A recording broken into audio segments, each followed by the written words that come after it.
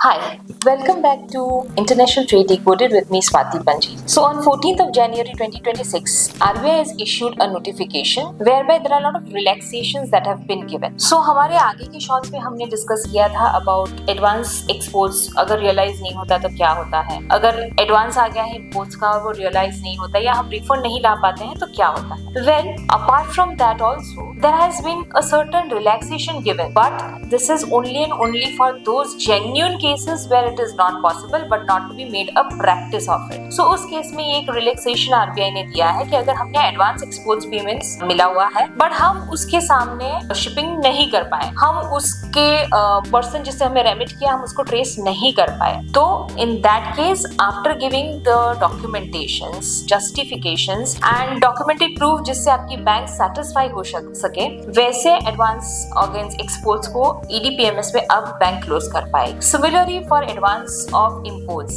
ऐसा हो सकता है कि आपने किसी को एडवांस दिया और आपके साथ फॉर्जरी हुई, आप उस पर्सन को ट्रेस ही नहीं कर पाए. There are lot of practical challenges that happens in the business world and now RBI has taken note of that. But आपको काफी प्रयास करने पड़ेंगे कि आपने उनको ट्राई किया है ट्रेस करने के लिए, ट्रैक करने के लिए, अपने पैसे वापस मंगवाने के लिए. ये सब डॉक्यूमेंट्री प्रूफ्स आप अपनी बैंक को प्रेजेंट कीजिए and if they are satisfied then that advance that you have sent to the overseas party against which जो शिपमेंट नहीं आया है, बैंक्स उन एंट्री को आईडीपीएमएस में क्लोज कर देगी. I am ending this video with a word of caution. This is only and only for those cases where genuinely it is not possible to comply, but please do not make it a practice. And documentary evidences are very very important. WhatsApp chat, phone calls, ये सब चीजें banks या RBI accept नहीं करती. So be prudent, be regulated.